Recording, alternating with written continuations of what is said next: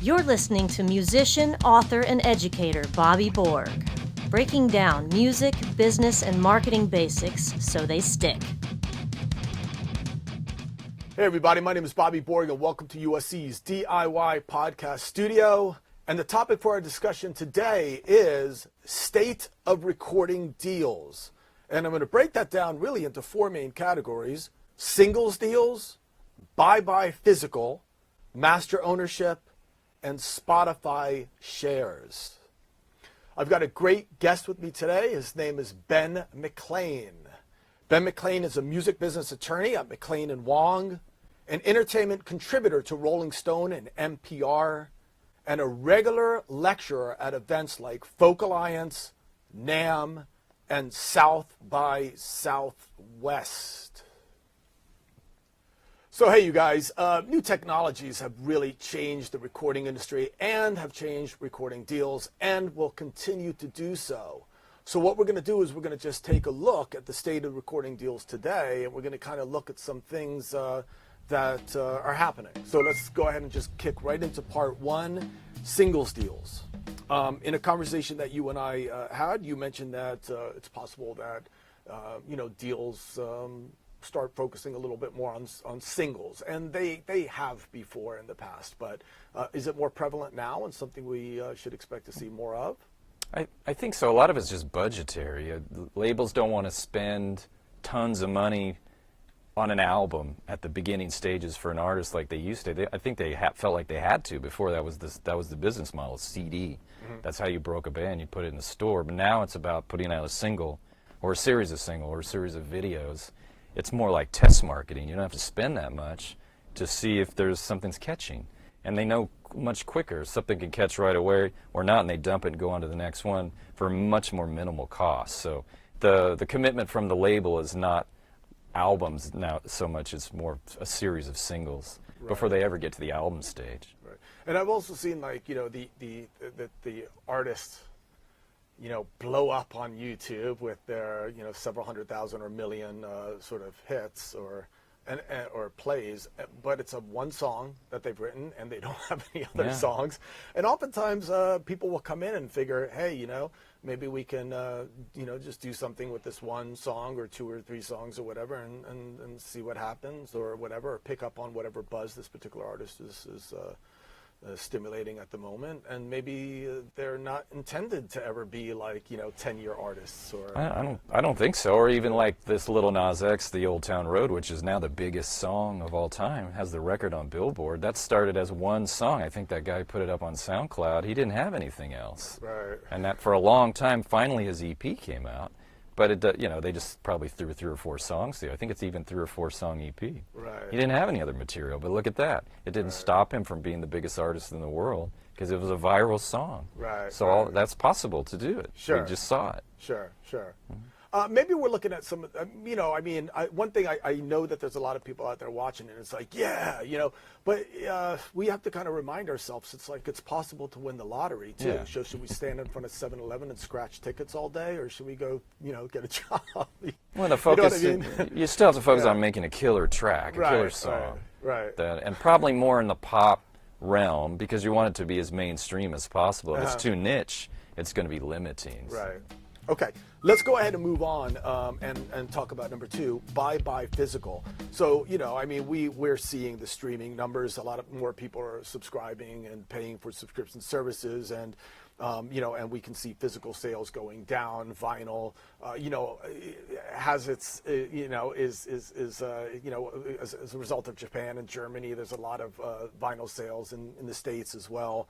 But for the most part, physical, is on the decline. Digital downloads are on the decline. And you mentioned to me in a conversation that you might see maybe in the future where the label doesn't even bother making physical as part of the deal. Is that something you want to talk a little bit about? Well, I think that's already happening. Mm-hmm. There's a few artists, even recently on Billboard, there's been a couple of artists that were urban, hip-hop artists that went to #1 without even a physical release. Right. It was just a combination of streaming and downloads that got them there.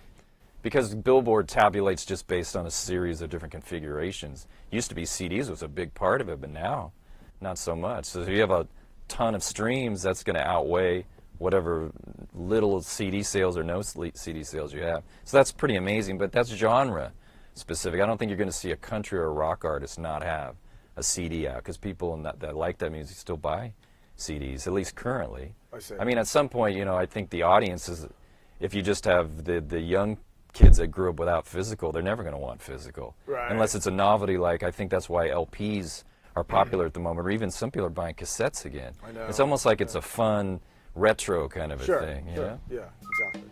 Okay, cool. Let's go ahead and move on to part 3, which is master ownership. Taylor Swift signed a deal with Universal Republic where she was able to maintain her masters. Now, of course, Taylor Swift is Taylor Swift, and not everybody is Taylor Swift. But do you see this maybe potentially being something of the future, simply because one of the biggest sort of complaints of artists is like, you know, why should the record company own our masters? Or, you know, there's this feeling of, you know, paranoia when it comes to giving up the rights to their masters, even if it might be for limited term and there's reversion. But still, can you talk to this? Might we see more deals like Taylor Swift's where I think, to me, it's about the clout. Remember, Taylor Swift's successful, and she was renegotiating a deal, Right. pretty much. So her first deal, I doubt she owned her masters. In fact, I know she didn't. Right. So, I mean, if you have some clout and you have some success, anything's possible. But I think labels are, maybe some are less concerned with catalog than they used to be. But even if you look at RCA or Capitol Records, RCA still has Elvis, Capitol still has Beach Boys, Beatles masters. Would they exist today without those? If they would have given them back to those artists, those companies may not exist. So that's one reason why labels want to keep the masters, because they help build the value of them. They used to pay for the creation of them. I think one difference now, like we talked about, is artists can make a record in their bedroom now on their own dime. And if they do that, they should own it.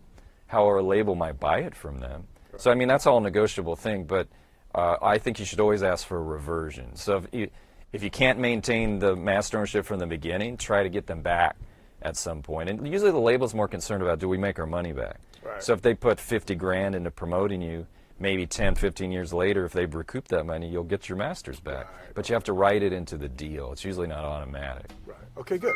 Let's move on to really quickly the last thing. And, you know, some of the labels own shares in Spotify and other digital service providers. And when they sell those shares, should they sell those shares, they oftentimes distribute it proportionally among the signed recording artists.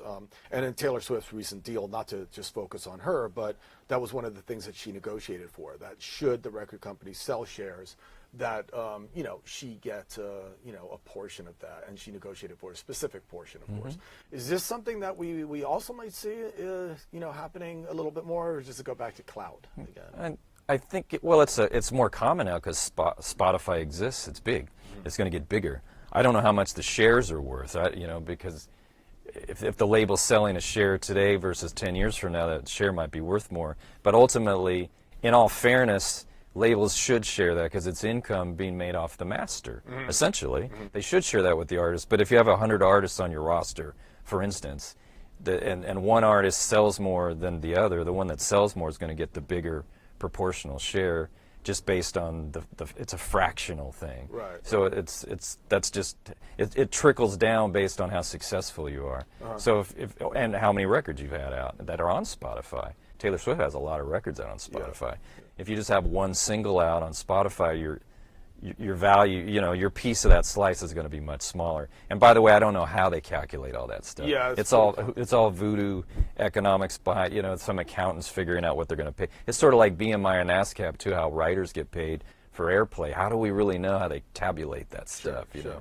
Sure. But yeah, I think artists are definitely going to see more of that because it didn't exist 10 years ago. Right. But it's probably wise to put that in your deal. Okay. That and really, I always, when I do a deal, I say any money the label makes off my creations, music, whatever, masters, I should get a piece of it, a net profit share of it, whatever that is. That way you're always covered. You sort of have like a net in your deal, Kind of a catch-all like thing. a catch-all, Yeah. That way it would cover that situation if it wasn't specifically spelled out. Okay. And just to be clear, we're talking about shares of stock in Yeah, Spotify. yeah, Yes, but it's okay. money that's when they sell it.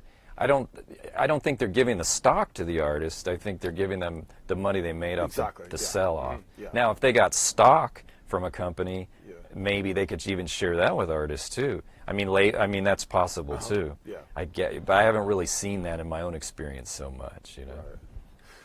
All right. So thank you. I think that was Thank you very much. awesome information. Thank you for sharing. All right, you guys. So what we've been talking about essentially is the state of recording deals, and we broke that down into 4 main areas: singles deals, buy physical, master ownerships, and Spotify shares. So I hope you guys enjoyed this clip. So hey everybody, my name is Bobby Borg, and we're just trying to break down music business and marketing basics so that they stick. Please be sure to check out more clips, and also be sure to share, like, comment, subscribe, etc.